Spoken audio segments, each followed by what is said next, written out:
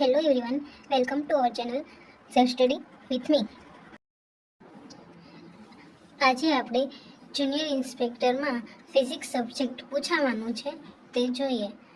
તેમાં સિલેબસમાં આપેલું છે mass, density, specific gravity, weight, force, pressure and torque. First છે જે અત્યારે આપણે જોઈએ.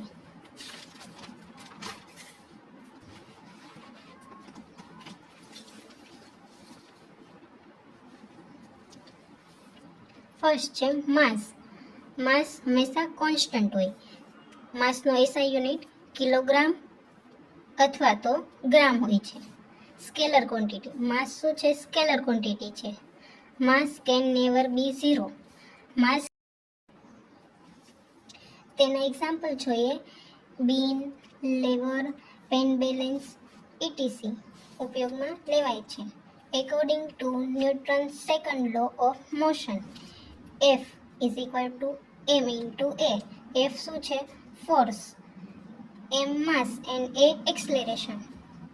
The formula of weight, W is equal to m into g. m mass છે into g. SI unit of mass હમણાં જ આપણે જોયું kg or gram. What is SI unit of weight? weight નો SI unit ન્યૂટન છે. State true or false. આ જે sentence છે એ સાચું છે કે ખોટું? માસ કેન બી ઝીરો, તો એ ખોટું છે. Mass can never be zero, ક્યારેય ઝીરો ના હોઈ શકે.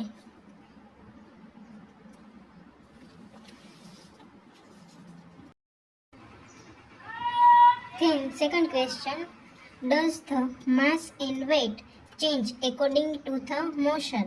તો યસ, માસ અને વેઇટ ચેન્જ થઈ જાય છે મોશનના કારણે. Second, weight is a vector quantity. Weight શું છે? વેક્ટર ક્વોન્ટિટી છે. Beam balance is use to measure the mass.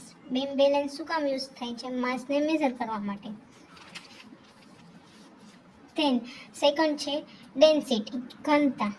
Density is equal to mass into volume. Rho m by v. SI unit kg per m cube or gm by centimeter cube.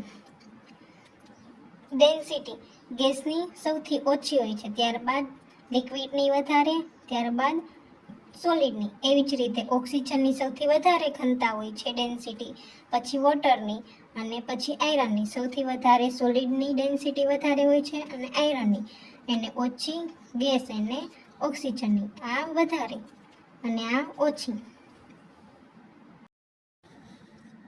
Next જોઈએ તાપમાન, એકમો અને સંબંધો. Fahrenheit અને Celsius. તેવી જ રીતે kelvin અને Celsius.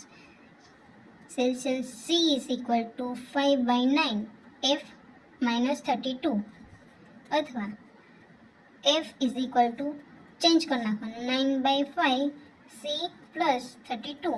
F is equal to 1 minus C plus 32.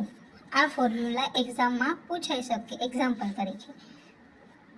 તેવી જ રીતે કેલ્વિન અને Celsius K is equal to C plus 273.9. આ યાદ રાખવાનું સૂત્ર છે. And C is equal to K minus 273.16.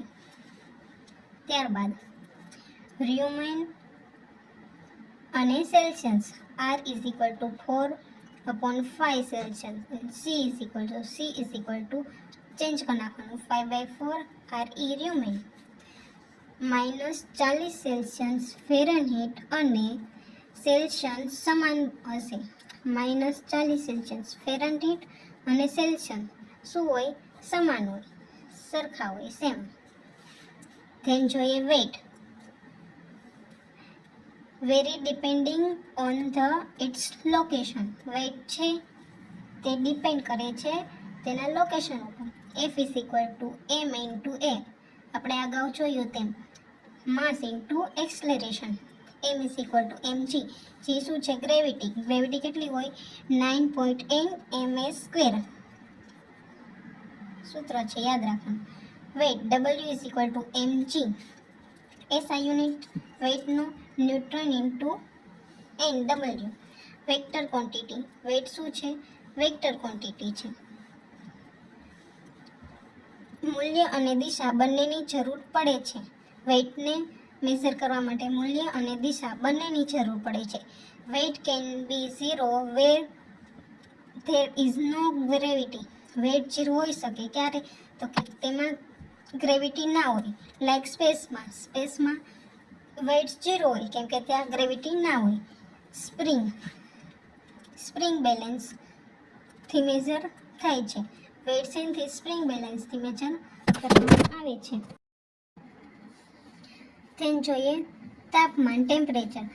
Temperature માપવાનું સાધન થર્મોમીટર છે અને શોધ કોણે? ગેલિલિયોએ કરેલી છે. તેનું ગલન બિંદુ -39 સેલ્સિયસ અને ઉત્કલન બિંદુ 357 સેલ્સિયસ. SI યુનિટ કેલ્વિન, કેથી ડિનોટ કરવામાં આવે છે. SI યુનિટ તાપમાનના સેલ્સિયસ કહેવાય, ફેરનહીટ કહેવાય, ર્યુમેન કહેવાય અને રેનકાઇન પણ કહેવાય. હવે તંદુરસ્ત વ્યક્તિનું સામાન્ય તાપમાન કેટલું હોવું જોઈએ? 37 સેલ્સિયસ અથવા 98.6 ફેરનહીટ હોય છે. ડોક્ટરના થર્મોમીટરમાં 35 સેલ્સિયસથી 420 સેલ્સિયસ સુધીનું માપ કરવામાં આવે છે. 94 થી 18 ફેરનહીટ માપી શકાય છે. દૂરની વસ્તુનું તાપમાન માપવા માટે પાયરોમીટર વપરાય છે, જે માટે પદાર્થનું તાપમાન